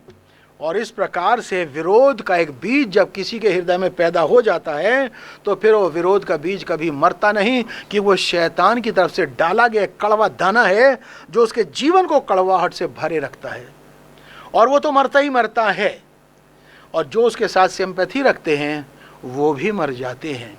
तो बाइबल बता रही है इस प्रकार के हर कड़वाहट को दूर रखना। यहाँ तक लिखा हुआ व्यवस्था विवरण में, यदि तेरे मन में भी कुछ ऐसी कल्पनाएं उठें जो वचन के विरोध में हैं, कड़वाहट पैदा करें, एक दूसरे के प्रति जलन पैदा करें, नफरत पैदा करें, उसको ख़त्म करके दूर कर देना। अन्यथा होगा क्या कि वो जलन, वो कड़वाहट तेरे जीवन को नाश कर देगी। लेकिन धन्य है वो जिसका भरोसा यहोवा पर है। क्या ही धन्य है वो पुरुष जो दुष्टों की युक्ति पर नहीं चलता, ना ठट्टा करने वालों के मार्ग में खड़ा होता है, ऐसों की मंडली में बैठता ही नहीं, आता नहीं, जाता नहीं, संपर्क नहीं रखता। लेकिन क्या वो तो संतों के साथ, दाऊद बादशाह लिखता है भजन संहिता में, इस पृथ्वी पर जितने पवित्र लोग हैं मैं उनका दिल से सम्मान करता हूं, मैं उनका साथी हूं, मैं उनकी बहुत इज्जत करता हूं। क्यों? उन्होंने खुदावंद के कलाम को सर्वोपरि रखा, सम्मान दिया है। तो मेरे भाई और बहनों, यहोशू से कहा था खुदा ने हजारों साल पहले, आज कह रहा है मुझसे और आपसे कि ये व्यवस्था की पुस्तक, ये टोटल बाइबल, ये टोटल एंड टाइम मैसेज, ये टोटल प्रोफेटिक रेवलेशन जो हमको और आपको घर बैठे खुदा ने अपने अनुग्रह से दिलवाया है, तुम्हारे हृदय से कभी हटने ना पाए। कभी इसको हल्का और नॉर्मल मत बना लेना। एक बार बिली पॉल की टेस्टमनी हम सुन रहे थे तो उसमें वो बताते हैं कि ये मैसेज जो कि बाइबल का खुलासा है, ये इस प्रकार से है जैसे बंदूक में 4 साइड मक्खी आगे होती है और हैंड साइड पीछे जो खांचा होता है, इन दोनों को मिलाओ तो निशाना सही लगता है। तो मालूम पड़ा ये खुदा का कलाम है, और इसके साथ यहाँ पर ये इंटरप्रिटेशन ऑफ द प्रॉफिट है। ये दोनों को आप एक लाइन में रखोगे तो बिल्कुल सही निशाना लगेगा और आप विक्टोरियस होगे। तो इस संदेश को वो कहते हैं, कभी भी इस अंतिम समय के संदेश को कभी भी अपने जीवन में नॉर्मल, ध्यान से सुनिए मेरा शब्द, इस संदेश को कभी भी नॉर्मल, कभी भी आसान और कभी भी केयरलेस होने मत देना। ये बहुत वीवीआईपी मैसेज है जो बड़े अनुग्रह से मिला है, बड़ी मुश्किल से आया है। 6000 साल के इंतजार के बाद खुदा ने 7वें दूत के द्वारा पहुंचाया है। जिस प्रकार से हजारों साल लोगों ने इंतजार किया आदम के टाइम से, वो कौन सा स्त्री का वंश होगा जो सर्प के सर को कुचलेगा, और 4000 साल के बाद वो घटना घटी। लगभग 700-750 साल यशाया के टाइम से लोगों ने इंतजार किया, 400-500 साल मीका के टाइम से इंतजार किया, सैकड़ों साल इंतजार किया कि वो घटना कब घटेगी कि उद्धार करता आएगा, पापों का अंत होगा, हमें छुटकारा मिलेगा। अय्यूब कब से इंतजार कर रहा, मर गया नहीं आए दिन, इब्राहिम मर गया नहीं आए दिन, आदम मर गया नहीं आए दिन, लेकिन एक दिन वो दिन आया। तो मैं कहूँगा बड़ी मुश्किल से हजारों साल के इंतजार के बाद वो दिन आया जबकि जगत का उद्धार करता प्रभु यीशु मसीह आया और पापों का उसने अंत कर दिया। 6000 साल से, 6000 साल के बाद इंतजार करने के बाद, जैसे पतरस की पत्री में लिखा है कि कितने ही नबियों ने वो दिन देखना चाहा, उन्होंने खुद भविष्यवाणी करी, ऐसा होगा, ऐसा होगा, ऐसा होगा, और उन्होंने चाहा ये चीज हमें देखने मिल जाए, कुंवारी गर्भवती होगी हमें देखने मिल जाए, उद्धार करता आएगा हमें देखने मिल जाए, इस्राएल एक देश बनेगा हमें देखने मिल जाए। नहीं मिला। कभी नहीं मिला। तो लिखा है जिन भविष्यवक्ताओं ने भविष्यवाणी करी उन्होंने चाहा कि इन दिनों को देखें, नबूवतों को देखें, लेकिन नहीं देख सके उस अनुग्रह को जो तुम्हारे ऊपर होने वाला था। और इसलिए यीशु मसीह कहते हैं धन्य है तुम्हारी आंखें जो देखते हैं और धन्य है तुम्हारे कान जो सुनते हैं। कितने ही लोगों ने चाहा इस खुदा के रहम को देखना चाहे, नहीं देख पाए। तो मेरे भाई और बहनों, 6000 साल गुजर गए, कितने लोगों ने चाहा कि बाइबल का खुलासा आ जाए। आज हर प्रचारक चाहता है और सदियों से हर प्रचारक ये चाह रहा है मेरे को बाइबल का खुलासा मिल जाए, मैं प्रचार करूं। चाहे वो डार्क एजेस थी, उन्होंने चाहा, चाहे रिफॉर्मर्स का टाइम था, उन्होंने चाहा, चाहे शुरुआत का समय था, उन्होंने चाहा। हमें खुदा की तरफ से वो इल्म आ जाए, वो ज्ञान आ जाए, वो प्रकाशन, वो समझ आ जाए कि हम खुदा के कलाम को जान करके पालन करें और लोगों से पालन करवाएं, प्रचार करें। लेकिन पूरा कलाम कभी नहीं समझ पाए। लेकिन खुदा का शुक्र हो 6000 साल के अंत में खुदावंद ने अपने सारे वचन के भेदों को 7वें दूत के द्वारा खोल करके सारी दुनिया में प्रचार करवा दिया। कैसेट बन गए, सीडी बन गई, किताबें छप गईं और सारा नेट पे डाल दिया। इतना संदेश जो ज़बरदस्त है वो उसके लिए कहा जा रहा है, आज कहा जाएगा देखो इससे ना तो दाहिने मुड़ना और ना इससे बाएं मुड़ना, क्योंकि किसी इंसान का कलाम नहीं है, अर्थात इंसानी दिमाग का ये कोई उपज नहीं है। ये खुदा ने पवित्र आत्मा के द्वारा उभार करके अपने नबी के मुंह से कहलवाया है और सारे संसार में फैला दिया है। तो यहोशू की नाई आज सारे गोशेन से या सुनने वाले जो भी उन सभी से मैं बात कर रहा हूँ, आज ये कह रहा है कि ये व्यवस्था की जो पुस्तक है तेरे चित्त से कभी हटने ना पाए, इसी में दिन रात ध्यान दिए रहना, क्योंकि जो कुछ उसमें लिखा है, इन संदेशों में लिखा है। अभी आप देख रहे थे, जो छोटी सी एक रिपोर्ट देख रहे थे, उसमें जैसा जैसा आपने टाइटल देखे हैं, मैं आपको बताना चाहता हूं, जो लोग गौर से मैसेज को फॉलो कर रहे हैं, जो टाइटल या मैसेज में डाले गए हैं, जो आ रहे थे, वो टाइटल उस समय में मुजस्सम हो रहे थे। वो मैनिफेस्टेशन ऑफ द मैसेज है, वो नबी के संदेशों का प्रकटीकरण है।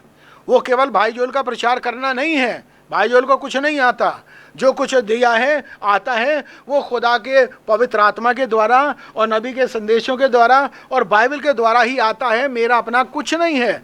और वो जो टाइटल है वो उस हफ्ते का, उस महीने का मैसेज था जो आंखों के सामने मुजस्सम होता है। जो इंस्ट्रक्शन है वो उस हफ्ते महीने के लिए इंस्ट्रक्शन है, वो क्या उस हफ्ते के लिए ही थे? वो सारे जीवन भर के लिए हैं। अगर खुदा कर दो झूठ ना बोलना तो क्या उसी हफ्ते के लिए झूठ ना बोलना? शायद उस हफ्ते में बहुत ज़्यादा मौके परीक्षा आएंगी झूठ बोलने वाली, उस हफ्ते तो खैर झूठ मत बोलना, लेकिन सारे जीवन भर झूठ मत बोलना। तो भाई और बहनों, उसी में ध्यान दिए रहना, इसलिए कि जो कुछ तो उसमें लिखा है उसके अनुसार करने की तो चौकसी करे। जब तू कोई काम करने जाएगा, मार्केट में होगा, ऑफिस में होगा, फैक्ट्री में होगा, रिश्तेदारी में होगा, घर में होगा, तेरे को कुछ काम करना होंगे और शैतान तेरे को बहकाएगा किसी के तरीके से, अरे ऐसे नहीं ऐसे कर लेते हैं, अरे छोड़ो क्या ज़रूरत है। उस समय ध्यान रखना पुस्तक में क्या पढ़ा था, मैसेज में क्या सुना था।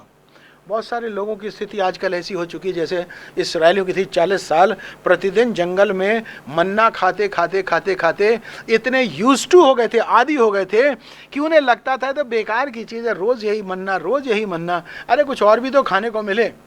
वो भोजन जो फरिश्तों का भोजन है, जो किसी को नसीब नहीं हुआ इतिहास में कभी, उससे पहले कभी मन्ना गिरता था या जिस दिन से बंद हुआ तब से लेके आज तक मन्ना गिरा। ऐसा नायाब भोजन जो खुदा ने दिया इसराइलियों को, वो क्या कहते हैं, अरे अब बहुत हो गया, काफ़ी हो गया, अब हमें शायद कुछ और चीज़ इंटरटेनमेंट की चाहिए। इस अंतिम समय के संदेश को सुन सुन के, चाहे वो घंटे भर का हो, चाहे 2 घंटे का हो, चाहे 3 घंटे का हो, चाहे वो नबी प्रचार करे, चाहे मैं प्रचार करूं, चाहे कोई और प्रचार करे, खुदा के बंदे तो प्रचार कर ही रहे हैं। सुन सुन के बहुत सारे लोगों को ऐसा लगता है अब पेट फुल हो चुका है, लगता है कि ये तो वही बातें हैं, वही बातें हैं। और ये मूर्ख कुंवारी वाले दौर में चले जा रहे हैं लोग, केयरलेस हो करके, कि किसी दिन अचानक मालूम पड़ेगा दूल्हा आ गया और ले गया और हम रह गए थे। तो हम भी मैसेज में जाते, तो हम भी गोशेन चर्च ही थे, हम छूट क्यों गए? क्यों? सुस्त हो गए। आप केयरलेस हो गए, आपने इसकी वैल्यू नहीं जानी। इसलिए नबी कहता है इसको कभी भी हल्का मत होने देना। और यहाँ पर खुदा कह रहा है कि यहोशू, इस संदेश को, इस पुस्तक को, इस मैसेज को कभी भी दाहिने बाएं ना तो मुड़ना और ना हल्का होने देना, इसी पे रात दिन ध्यान किए रहना। इसका उल्टा क्या होगा, इसको कभी मत पढ़ना, इस पे ज़्यादा ध्यान मत देना, ज़्यादा चिंता मत करना। मतलब दिल से लगा के रखना इस मैसेज को, रात दिन इसी में ध्यान दिए रहना, क्योंकि ऐसा करने से, चौकसी करने से क्या होगा, तेरे सब काम सफल होंगे और तू प्रभावशाली होगा। लोग बड़ी पर्सनैलिटी डेवलपमेंट की क्लासेस अटेंड करते हैं, लोग बड़े बड़े प्रोफेशनल कोर्सेज होते हैं, करते हैं, बहुत सारे एक्सपर्ट हैं जो कि बड़े महंगे महंगे लेक्चर दे के बताते हैं ज़िंदगी में कैसे कामयाब होगे। बहुत बड़े बड़े स्पीकर हमारे इंडिया में भी, अब्रॉड में भी हैं, जिनकी हज़ारों हज़ारों फीस, 1 दिन की, 2 दिन की, 3 दिन की मैक्सिमम क्लास होती है और 50-50 हज़ार रुपये, 1-1 लाख रुपए एक जन से ले लेते हैं। आपको वो गुरु बताएंगे जीवन में कैसे कामयाब होते हैं। बाइबल क्या बता रही है, अगर मेरे वचन, मेरी व्यवस्था का चौकसी से पालन करोगे, हर जगह सफल होगे। एक जगह नहीं, हर जगह, घर में भी सफल, बाजार में भी सफल, जॉब में भी सफल, देश में भी सफल, मार्केट में, अपने जीवन में, दूसरों के जीवन में, हर जगह आप सफल ही सफल होते रहोगे। तो इसकी चौकसी करना, तेरे सब काम सफल होंगे और तू प्रभावशाली होगा। प्रभावशाली अर्थात जहां तू जाएगा अपना असर छोड़ेगा। अस्पताल में जाएगा तो बीमारों पे असर छोड़ के आ जाएगा, गुनहगारों में जाएगा तो वहां असर छोड़ करके आ जाएगा धार्मिकता का, अज्ञानियों में जाएगा तो ज्ञान का असर छोड़ करके आ जाएगा। जहां भी तू जाएगा तेरा असर वहां पर पड़ेगा ही पड़ेगा। एक मैसेज नबी ने प्रचार किया है, इन्फ्लुएंस, जिसे बताया गया हर व्यक्ति के पास एक इन्फ्लुएंस, एक प्रभाव होता है, एक असर होता है। और खुदा के बंदे जो पवित्र आत्मा से भरे हैं उनके अंदर एक ऐसा असर होता है, वो जिसके संपर्क में जाते हैं।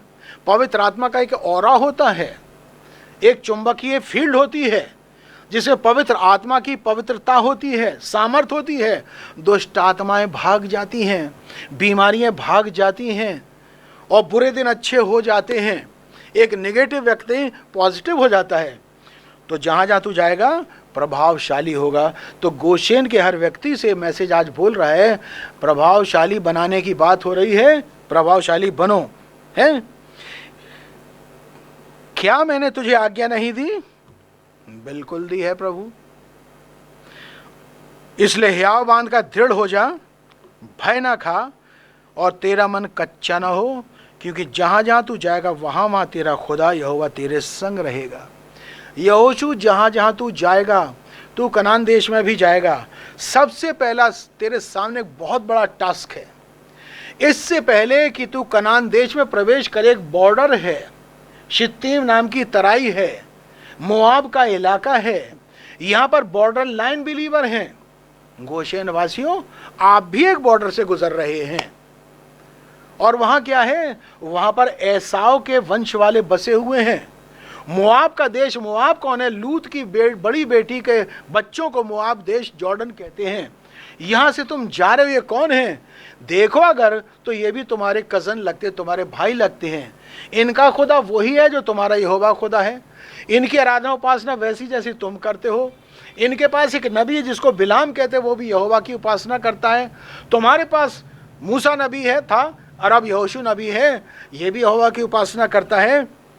तो खुदा का पैगाम इनके पास आया कि मैंने एसाव को वो पहाड़ दे दिया, वहाँ पे बस चुका, उसके जीवन की दौड़ खत्म। मोआब को मैंने देश दे दिया, मोआब अपने देश में सेट हो चुका है, उसके जीवन की दौड़ खत्म। लेकिन तुम इस्राएलियों, तुम्हारे जीवन की दौड़ खत्म नहीं हुई है। तुम्हारे जीवन की दौड़ तो कनान देश में प्रवेश करके बसने पे खत्म होगी। इसलिए क्या करना, इनसे पंगा मत लेना, इनसे झाए झाए मत करना। ये क्या करेंगे, जबरदस्ती तुम्हें छेड़ेंगे, जबरदस्ती तुमसे पंगा लेंगे, जबरदस्ती कुछ ऐसी कड़वी बातें कहेंगे, जबरदस्ती तुम्हारे साथ कुछ ऐसे लफड़े खड़े करेंगे ताकि तुम इनके साथ झगड़ों में उलझ जाओ और कनान देश ना जा सको। तुम क्या करना, ये सोच के इनकी बातें गधे की लातें छोड़ो यार। अरे तो कुत्ते भौंकते रहते हैं, हाथी तो अपने चलता रहता है। इनकी बातों पे ध्यान मत देना। इनके साथ नहले पे दहला मारने के चक्कर में मत पड़ना। पॉलिटिक्स खेलें तो पॉलिटिक्स को पॉलिटिक्स से मारने की कोशिश मत करना। तुम अपना ध्यान रखो कनान देश, पवित्र आत्मा तुम्हारा टारगेट अलग है।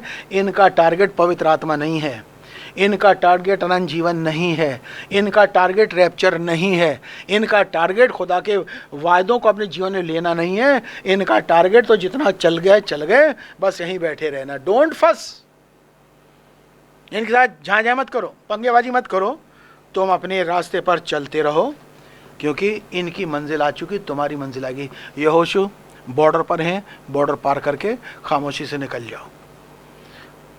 अब जब बॉर्डर पे पहुंचते हैं यहोशू, तो एक बड़े टास्क आती है सामने, और वो अप्रैल का महीना है, बर्फ पिघल के आ रही है, और यरदन नदी का पानी बिल्कुल मुंह ऊपर तक भरा बाढ़ की तरह बह रहा है।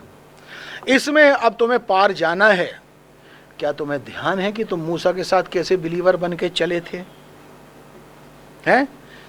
आज वो 2 लाइनें सुन रहे थे ना, चले हो तुम खुदा के साथ, रास्ता सकरा है, खुदा का थामे रखना हाथ, रास्ता सकरा है। तो यहोशू पहला ही तुम्हारा, कहते ना, सर मुड़ाते ही ओले पड़े। लीडरशिप हाथ में आई है कुछ दिन पहले ही, और लीडरशिप को क्या करना, एंट्री दिलाना। और सामने बॉर्डर पे यरदन अर्थात मौत कड़ाड़ों पे बह रही है, पार करना है। कैसे करें?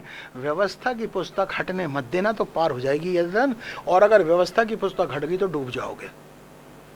खुदा ने कहा है यहोशू 3 दिन वेट करो, ऐद का संदूक उठाओ, याजकों को लो, कहो कंधे पे संदूक रखो वचन को, और यरदन नदी में उतर जाओ, और थोड़ा उतर के खड़े रहना।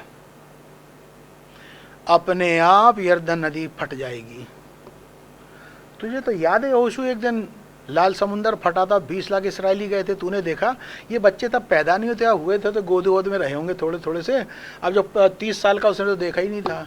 जो 40-45 साल का होगा, 50 साल का होगा, कि हाँ मैं 10 साल का था, मैं 5 साल का था, मैं 15 साल का था, हाँ मैंने देखा है। तो जिस प्रकार से लाल समुंदर फटा था, वैसे ही अब यरदन नदी फटेगी। यदि तू मूसा, जैसे मैं मूसा के साथ था ना, वैसे ही तेरे साथ रहूंगा। जैसे मैंने लाल समुंदर फाड़ा था ना, वैसी यरदन नदी भी फाड़ूंगा। अंदर चले जाना, अहद का संदूक पहले। अपने आइडिया मत लगाना, इंजीनियर मत लाना, साइंटिस्ट मत लाना कि अब कैसे पार करें, मैं बताऊंगा। वचन को आगे रखना। इस वचन में इतनी सामर्थ्य है, ये अपने आप यरदन को फाड़ देगा, और पानी जो ऊपर से बहता आ रहा वो दीवार की तरह खड़ा होता जाएगा, होता जाएगा, होता जाएगा। और तुम 20-30 लाख जितने हो, कितने घंटे लगे होंगे पार होने में। आगे बहता बहता निकल के खारे समुद्र में पहुंच जाएगा, लवण सागर में, डेड सी में पहुंच जाएगा पानी, और तुम पूरे पार कर जा। तो गिलगाल के सामने से इन्होंने यरदन नदी को पार किया। पहला टास्क कितना हार्ड है, नदी को पार करना, सुखा करके। अरे वो नदी है, वो कोई इंसान थोड़ी, कोई जानवर थोड़ी है जो बात मान जाएगा। लेकिन जब खुदा का वचन आगे है, उसके बाद बांसुरी वाले, बैंड वाले, बाजे वाले, गाने वाले ये हैं। तुम्हें लड़ाई लड़ना है ना, कनान देश में लड़ना है, हमने भी लड़ना है, शैतान की ताकतों से लड़ना है। हमारा ये मल्लयुद्ध मांस और लहू से नहीं है, बल्कि उन आत्मिक सेनाओं से है जो इस आकाश में पाई जाती शैतान की ताकतें हैं। तो खुदा के वचन को आगे रखोगे तो शैतान हारेगा। अपनी कोई आइडिया लेकर के आओगे तो सब ऐसे ही हो जाएगा। तो यहोशू ने खुदा के कलाम को आगे रखा, और जब वचन को आगे रखने के साथ उसके पीछे याजक कंधों पे लिए जिम्मेदारी से, पीछे गाते बजाते वाले चले आ रहे हैं। तो अल्टीमेटली नदी फट करके 2 हिस्से हो गई, और सारे इस्राएली एक एक करके पार होते हुए निकल गए। उसी प्रकार से मेरे और आपके जीवन में जब समस्याएं आती हैं, शैतान लेकर आता, लड़ाइयाँ लेकर आता है, वचन को आगे रखिए, उसके पीछे खुदा की आराधना उपासना वर्शिप करते रहिए। फटे बांस से, गले से जो भी आपका है, खुदा का धन्यवाद, जय जयकार, गुणानुवाद करते रहिए। देखे कैसे नहीं समस्या फटती है। तो यहोशू ने यरदन नदी को by the grace of God यूं समझे फाड़ दिया, और उसका 20 लाख इस्राएली कनान देश में दाखिल होते हैं। गिलगाल पे उन्होंने पत्थर लगाए, मेमोरियल लगाए, आगे चलते हैं। दूसरी एक बहुत बड़ी उसके साथ एक रिस्पॉन्सिबिलिटी थी, और वो था ज़मीन का बंटवारा।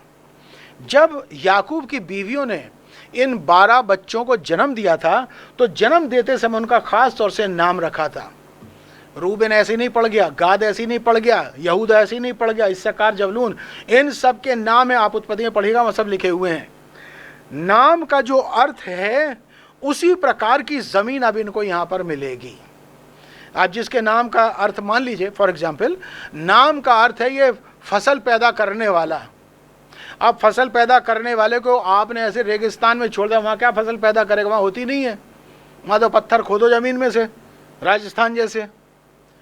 अब जैसा है कि भाई तेरे पैर जो है तेरे पैर तेल में डूबे रहेंगे, तो कम से कम तेल की खान तो हो वहाँ पर, नीचे तेल के कुएं तो हो। तो यहोशू को क्या पता कहाँ तेल है, कहाँ गेहूँ है, कहाँ पर दूध है, कहाँ पर वो केमिकल्स पाए जाते हैं, यहोशू को क्या पता। लेकिन जो पवित्र आत्मा अगुवाई करने वाला है, उस पवित्र आत्मा को मालूम है, उस पवित्र आत्मा की अगुवाई में होते हुए यहोशू ने कहा ये रूबेन का इलाका रहेगा, ये गाद का रहेगा, ये शिमोन का रहेगा, ये फलाने का है, फलाने का। मैं और आप वो इस्राएली हैं आज।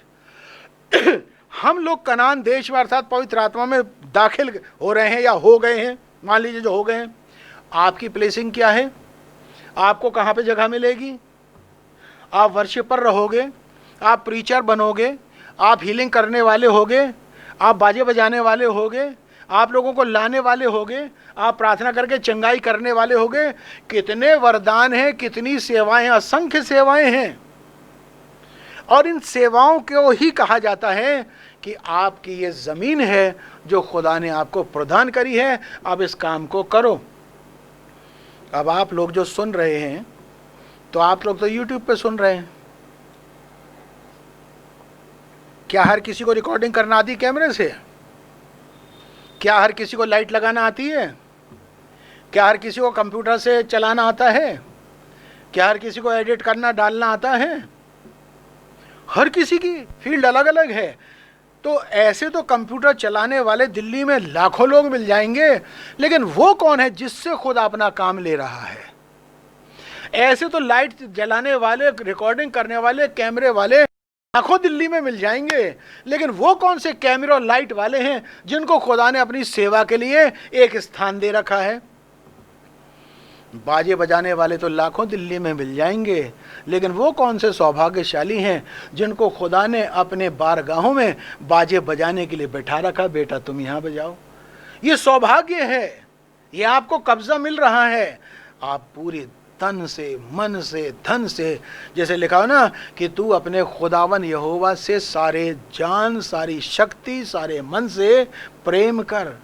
तो पोजीशन है, किसी को विश्वास का जबरदस्त पोजीशन मिला, किसी को प्रेम का मिला, किसी को धीरज का मिला, किसी को आनंद का मिला, किसी को करुणा का मिला, किसी को तपस्या का मिला, किसी को लीडरशिप का मिला, किसी को भविष्यवाणी का मिला, किसी को अन्य भाषा का मिला। जने क्या क्या कब्जे हैं जो खुदा दिलवा रहा है कनान देश में। तो मेरे भाई और बहनों, वचन हमसे कह रहा है आज इस 15 अगस्त पे कि इन नियमों को, व्यवस्था को, इस संदेश को जो तुम्हें दिए गए हैं, अगर आप गोशेन के मैसेज ही उठा के देख लें, एक छोटी सी बात कह रहा हूँ मैं कि अगर आप ये मानते हैं कि खुदावन ने इस गोशेन के प्रीचिंग के माध्यम से अपना वचन पहुँचाया, अगर आप विश्वास करते हैं तो एक साल में मान लो 50-52 संडे ही प्रचार करवा लिया, तो ये 50 मैसेज आपके लिए आ गए हैं। आप इनको मानते हैं कि नहीं? इनके अनुसार प्रैक्टिस करते हैं कि नहीं? इनके अनुसार चलते हैं कि नहीं? ये आपको सर्वोपरि कर देंगे, या आपको ज़िंदगी में ऊंचा उठा देंगे, या आपको खुदा से पास नज़दीक में लाके खड़ा कर देंगे, और ये आपके जीवन में सफलता प्रदान कर देंगे, अगर ये खुदा की ओर से मैसेज है तो। और जो इसको नहीं मानते हैं, जैसे टहल रहे हो वैसे ही टहलते रहो। दुनियादारी में हो सकता है बहुत तरक्की कर जाओ, लेकिन स्वर्ग के राज्य में आपको बाहर कर दी जाओगे।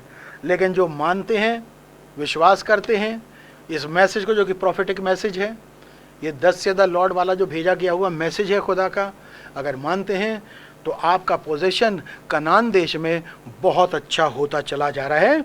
तो मैं यही कहना चाहूँगा कि यहोशू से को तो कमीशन दिया गया कि ऐसा कर, अगुवाई कर, लीडरशिप कर। आज इस छोटा सा एक गोशेन चर्च है, चलो यहाँ पर कुछ समय की अगुवाई के लिए खुदा ने मुझे खड़ा कर दिया, तो जेफरसनवेल में किसी और को खड़ा कर दिया, अमेरिका इंग्लैंड में किसी और को खड़ा कर रखा। अलग अलग जो इंडिविजुअल व्यक्तिगत चर्चेज हैं, सोवरेन चर्चेज, उनमें खुदा ने जहाँ जहाँ अपना लीडर रखा हुआ है और जिसके द्वारा से खुदा काम और बात कर रहा है, जो जो उसका पालन कर रहे हैं वो ज़रूर ही अच्छे दिनों में, अच्छे स्थान में, सफलता में ज़रूर ही अपने आप को पाएंगे। तो मेरे और आपके लिए इस नए साल में, सन 2020, मैं कहूँगा 15 अगस्त के बाद से ये मैसेज है खुदा का कि ना मैं तुझे छोड़ूंगा और ना तुझे धोखा दूंगा, मैं सदा तेरे साथ रहूंगा। जैसे मैं मूसा के साथ था वैसे ही यहोशू तेरे साथ। और आज हम कह सकते हैं खुदा हमसे कह रहा है, जैसे पिछले दिनों में मैं अपने सारे बंदों के साथ रहा हूँ, जैसे मैं इब्राहिम के साथ रहा, इसाक के साथ रहा, दाऊद के साथ रहा, डेनियल के साथ रहा, जैसे पतरस के साथ था, याकूब के साथ था, यूहन्ना के साथ था, मार्टिन लूथर के साथ था, जॉन वेस्ली के साथ था, विलियम ब्रेनम के साथ था, इसी प्रकार से मैं तुम्हारे साथ रहूँगा। कंडीशन एक है, इस व्यवस्था को, इस संदेश को अपने दिल से कभी हल्का मत होने देना, केयरलेस मत होना, इससे दाहिने बाएं मत मुड़ना, इसी में बने रहना, चलते रहना। कामयाबी मैं दूंगा, प्रभावशाली मैं बनाऊंगा, सफलता मैं तुम्हें दूंगा। और हमारे लिए सबसे बड़ी सफलता ये होगी कि हमें रैप्चर में जाने पहले पुनरुत्थान के भागी होने का मौका मिले मसीह की दुल्हन के। हमारा सबसे बड़ा टारगेट पूरा हो गया, क्योंकि वचन बताता है जो पहले पुनरुत्थान का भागी है, ऐसों पे दूसरी मृत्यु का कोई भी असर नहीं। अगर जीते जी आ गया प्रभु तो आसमान पे वैसे ही चले जाएंगे, और अगर मरने के बाद आया तो रैप्चर में, पुनरुत्थान में चले जाएंगे। तो जो इस प्रकार का अनुग्रह है और इस प्रकार का हमारा टारगेट है, खुदावन हमसे कह रहा है इस नए वर्ष में कि मैं ना तुम्हें भूलूंगा और ना मैं तुम्हें छोड़ूंगा। पिछले साल उसने हमसे कहा था कि तुम अब विदेशी और मुसाफिर नहीं रहे, बल्कि खुदा के स्वदेशी और संगी और घराने के हो गए हो। और आज वो हमसे कह रहे हैं कि मैं तुझे कभी नहीं छोड़ूंगा, लेकिन बस एक कंडीशन है, इस संदेश के अनुसार चलना, फैसले करना, कदम उठाना। कैसे होगा, क्या होगा, leave it to God, it is his business. कैसे होगा, इब्राहिम से कहा था बेटा दूंगा, कैसे होगा, it is not my business, it is God's business. उसने कहा था लाल समंदर कैसे फटेगा, खुदा का काम है, तू लाठी बढ़ा बस। कैसे यरदन नदी फटेगी, कोई नहीं, यहोशू अहद का संदूक लेकर याजकों को नदी में उतार दे, ये खुदा का काम है नदी को फाड़ना। बीमार कैसे जिंदा हो, कैसे बचेगा, मुर्दा कैसे जिंदा होगा, लाजर कैसे बाहर आएगा, ये खुदा का काम है, ये मार्था मरियम का काम नहीं है। हमारे बीच में कैसे बीमार ठीक होंगे, खुदा का काम है। तुम केवल विश्वास करते रहो उस वचन पे जो मैंने तुम्हारे पास भेजा है। तो इन्हीं शब्दों के साथ इसी चेतावनी भी समझ लें, संदेश भी समझ लें कि खुदा का कलाम हमसे कह रहा है कि मैं ना कभी छोड़ूंगा और ना कभी भूलूंगा, मैं सदैव जैसे मूसा के साथ रहा था वैसे ही तुम्हारे साथ रहूँगा। तो इन्हीं शब्दों के साथ मैं अपनी वाणी को विराम दूंगा, और इससे पहले कि हम आखिरी प्रार्थना में चलें, चूँकि बहुत ही धन्यवाद का ये दिन है, तो हम चाहते कम से कम 2 शब्द धन्यवाद के बोलकर गाकर भी कर दें। हो धन्यवाद तेरा प्रभु, आशीषों के लिए जय जय उद्घोष करते बढ़ते जाएं। हम भी जयकारे मारते हुए खुदा की विक्ट्री में जो लेकर चल रहा है, हम उसके साथ बढ़ते चले जाएं। ऐसी हमारी तमन्ना भी है और ऐसा हमारा चाहना भी है, और मैं सोचता हूँ हमारे साथ गोशेन के जितने भी भाई बहन जुड़े हुए हैं सब यही चाहते होंगे। हो धन्यवाद तेरा प्रभु, आशीषों के लिए। हो धन्यवाद तेरा प्रभु, आशीषों के लिए। हो धन्यवाद तेरा प्रभु, आशीषों के लिए। जय जय उद्घोष करते बढ़ते जाए हम, जय जय उद्घोष करते बढ़ते जाए हम। हो धन्यवाद तेरा प्रभु आशीषों के लिए, तू ही हमारा प्रेमी पिता, हम सबको करता प्यार। तू ही हमारा प्रेमी पिता, हम सबको करता प्यार। तुझको ही अर्पण जीवन हमारा, तू ही हमारा आधार। तुझको ही अर्पण जीवन हमारा, तू ही हमारा उद्धार। हो धन्यवाद तेरा प्रभु आशीषों के लिए, जय जय उद्घोष करते बढ़ते जाए हम, जय जय उद्घोष करते बढ़ते जाए हम। हो धन्यवाद तेरा प्रभु आशीषों के लिए, जीवन हमारा तेरा ही हो, ये है हमारी दुआ। जीवन हमारा तेरा ही हो, ये है हमारी दुआ। बढ़ते रहे हम तेरे वचन में, शक्ति हमें ये दे दो। बढ़ते रहे हम तेरे वचन में, शक्ति हमें ये दे दो। हो धन्यवाद तेरा प्रभु आशीषों के लिए, हो धन्यवाद तेरा प्रभु आशीषों के लिए। जय जय उद्घोष करते बढ़ते जाए हम, जय जय उद्घोष करते बढ़ते जाए हम। ओ धन्यवाद तेरा प्रभु आशीषों के लिए। आइए हम प्रार्थना में अपने सरों को झुकाएंगे। आसमान ज़मीन के खालिक और मालिक, हमारे जिंदा उद्धारकर्ता प्रभु यीशु मसीह के नाम में स्वर्गीय पिता आपका धन्यवाद देते हैं उन सभी आशीषों के लिए जो गत वर्ष में आपने हमको प्रदान करी। इस गोशेन के साथ जुड़े रहने के कारण, आपके वचन में बंधे रहने के कारण, पवित्र आत्मा में डूबे रहने के कारण आपने तमाम मेरे भाई बहनों को बहुत अच्छी तरीके से बरकतों से नवाजा है।